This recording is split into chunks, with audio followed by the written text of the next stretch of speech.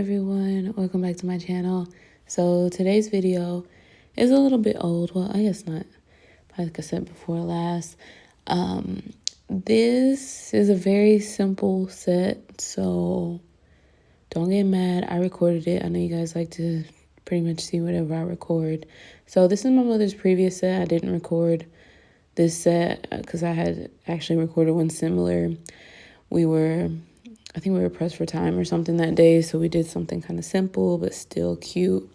These butterfly decals, these holographic decals, or decals, as my up north friends say. They are from Daily Charm. I blanked out. They're from Daily Charm. You can use code Tabitha and the number 10 for a discount on Daily Charm goods, you guys. Of which I know I like a lot of their nail art supplies and stuff. And I say it pretty often, but I've used them before I was even a licensed nail tech. So then that answers y'all's question that y'all have a lot of time. Can you shop from them if you're not licensed? Yes, you can. So if you're a DIYer or nail enthusiast, you can. So I skipped a lot of parts. I always get to talk with my mom, so I'm sorry, I forget to hit record sometimes. So what I did is I removed her old design. I forgot to do the prep, but you guys, it's the same as I always do. So scroll back some videos, watch probably all my other videos before pandemic, and I go into great depth about prepping the nail and etc. So I dehydrated the nail, then I'm using a base gel, and these are products I'm trying out, trying to see if they last well and their longevity and etc.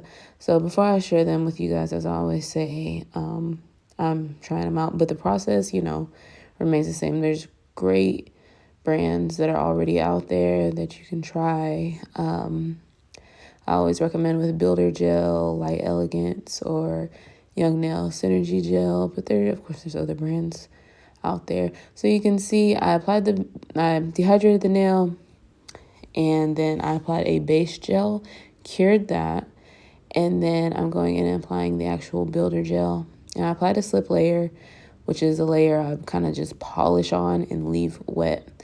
Then I take a bigger bead of gel, and then I float that over the nail, and you see I'm like using a feather touch with the tip of the brush to move that gel where I want. This gel is self-leveling, but it has a little bit of a thicker viscosity, so it doesn't self-level as quickly. I really love the consistency of this gel. So you can see I took that bigger bead because I'm doing a fill. I put it towards the back of the nail, and I don't want to have too much product in the back, so you could see that clip's gone, but I kind of moved it down with the tip of my brush. So I'm applying that slip layer again, and you see I'm just kind of polishing it on, getting as close to the cuticle area as possible. And then I'm taking a bigger bead and applying that on the nail. Now, excuse my mom's nails. They're fine. And she just has previous products and stuff on there. So that's why they look crazy. So just look past that, guys. And so you see I'm taking that bigger bead and I applied it towards the cuticle area because, of course, that's grown out. And you see I actually applied two bigger beads. It's because she had, in the midst of me trying different products, she did have some lifting on this nail, so I need to build the nail plate area up a little more. So that's why I applied two bigger beads on this nail. And I guess I'm going in this same finger. I guess I'm going in for a third one, but I'm really trying to get that apex right and everything. And you see how I dance. That's professional. And you see how I dance that product from left to right. And this is sped up, as I always say, but it's sped up and it looks more aggressive. But I want to say you want to use a light touch when you're using builder gel.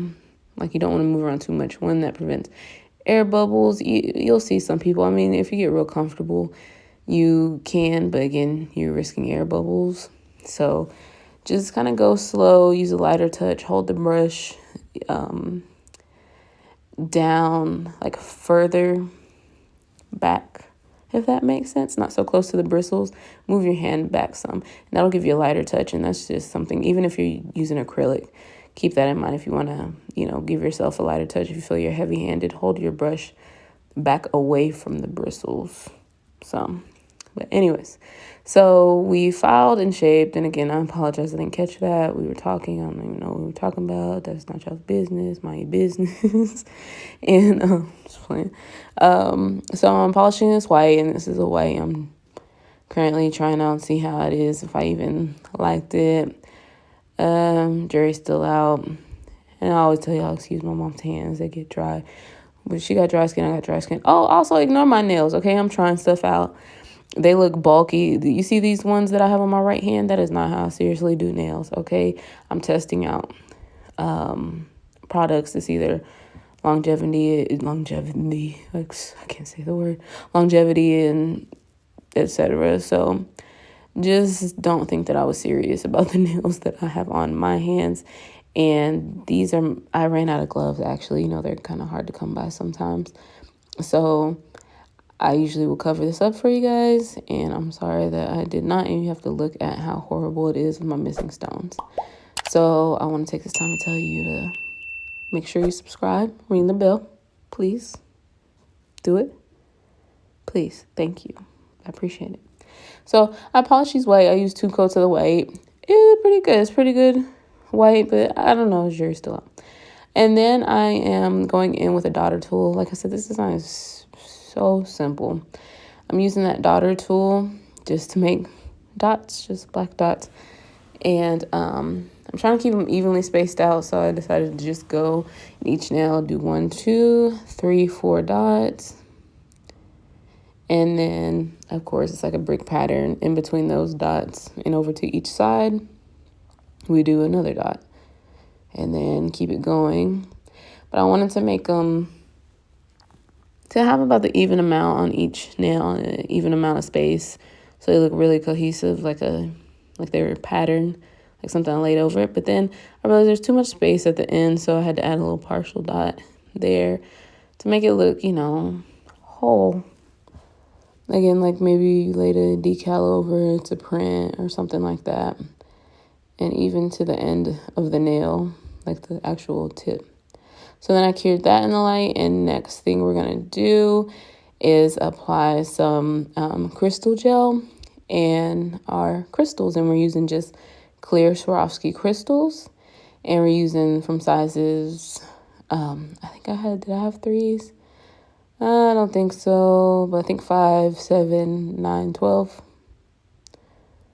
Maybe not even. I don't know. I can't remember, but I know those are 12s. I think those are 9s, and I know the next small ones are 7s, I believe, but they kind of look like 5s. I don't know. I can't remember, guys, and I refilled them since then, I think, so I couldn't tell you, but you know, however you feel. Then I'm using some silver beads. Of course, you know, I always love beads. It just gives it a better look. It makes it a whole different thing to me. I don't know. Like jewelry, faceted in jewelry. I always say that, like prong set faceted in. I mean, I guess it's faceted in with a prong. But that's what it looks like. And I will say that due to my error, I was watching this back. I didn't apply a good amount of gel through like the middle. I just did the little S shape and applied it. And this is why I always tell you, if you're using crystal gel, make sure you kind of use an excess so that the crystals can sink into the gel and it can go over the lip of the crystal. And when it cures, it can hold on and cure around the edge of that crystal. So she did lose a stone because I'm in the future of this video. And it was just one in the middle. And I went back and I was like, oh, the audacity of this stone. I don't like losing them. I know if one isn't bad, but I had to look and see what I did. Like, what did I do? Is this product not good? Because I found the product. Don't look at my thumb. It's not the same product that's on my thumb. I was like, this product is, you know, really good. What happened? And then I seen my own errors. I just kind of, I'm sure, talking running my mouth. And just made an S shape, not thinking about the actual thickness of the crystal gel.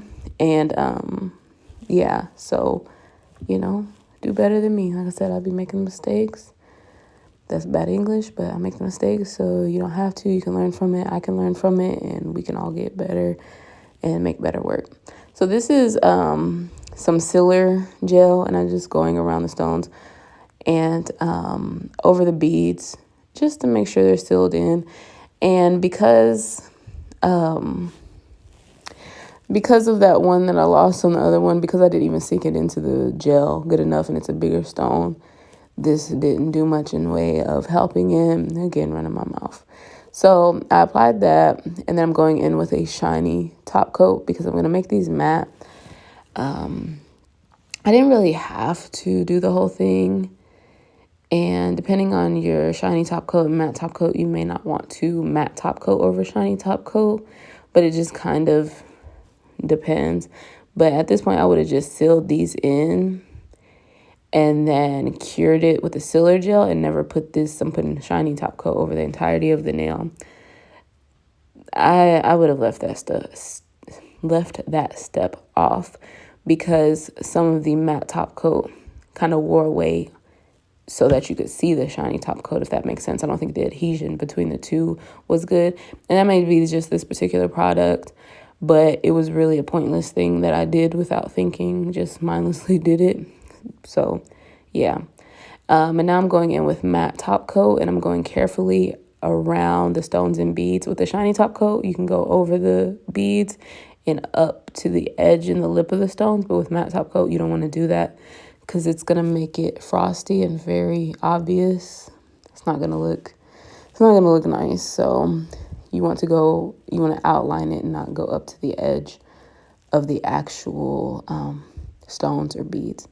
So I'm just matte top coating the plain ones. And you see I did a little corner cuticle bling, and on I did the S shape on the middle, the little corner bling on the ring finger. Oh, and on her thumb she had a little corner bling, and I didn't show that, but it wasn't nothing special too much. My mom likes her thumbs. They don't really get in the shot that much, so take them or leave them. But we need them. So this is the final look, guys. Like I said, it's very simple. Hopefully you learned one thing. I didn't even tell y'all products. There's not much I offered you, but I recorded it, and I love and appreciate you guys, so I wanted to put it out for you guys. So give me a thumbs up. I know y'all see my new intro, so give me a thumbs up for that. And thank you for watching. Don't forget to thumbs up and subscribe. All right, you guys. Be kind to your neighbor. Wear a mask. Even if you're vaccinated, maybe. I don't know. All right, guys. Bye.